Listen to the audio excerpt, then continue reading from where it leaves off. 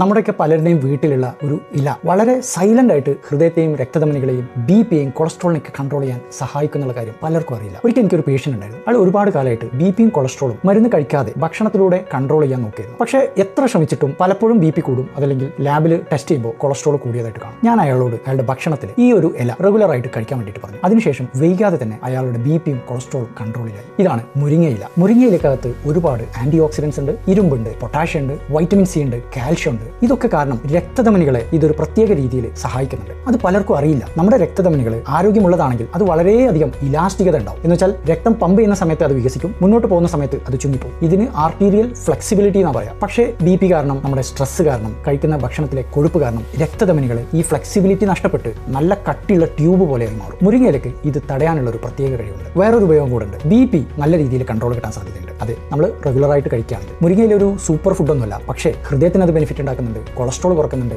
രക്തക്കമ്മി അഥവാ വിളർച്ചയുള്ളവർക്ക് നല്ലതാണ്, മുടിയുടെ ആരോഗ്യത്തിന് നല്ലതാണ്. ഇത്രയും സിമ്പിൾ ആയിട്ടുള്ള ഒരു ഇലക്കറി സൈലന്റ് ആയിട്ട് ഹൃദ്രോഗത്തിനെ ഒന്ന് പ്രൊട്ടക്ട് ചെയ്യുകയും ചെയ്യും. ഇനി നമ്മൾ എന്താണ് ചെയ്യേണ്ടത്? ആഴ്ചയിൽ 2-3 ദിവസം മുരിങ്ങയില ഉപയോഗിക്കുന്നത് വഴി നമ്മുടെ രക്തധമനികളുടെ ഇലാസ്റ്റികത നിലനിർത്താനും കേടുവരുന്നത് തടയാനും സാധിക്കും. രണ്ടാമതായിട്ട് മുരിങ്ങയില കുക്ക് ചെയ്യുന്ന സമയത്ത് അമിതമായിട്ട് അത് തിളപ്പിക്കാതെ ലൈറ്റായിട്ട് കുക്ക് ചെയ്യുക. ഇതുവഴി മുരിങ്ങയിലയിലെ ആന്റി ഓക്സിഡൻസ് നഷ്ടപ്പെടാതെ നമുക്ക് സൂക്ഷിക്കാം. മൂന്നാമതായിട്ട് മുരിങ്ങയിലയുടെ കൂടെ പരിപ്പ് ഉപയോഗിക്കുന്നത് വഴി കൊളസ്ട്രോളിന്റെ അളവ് കുറക്കാൻ സഹായിക്കും.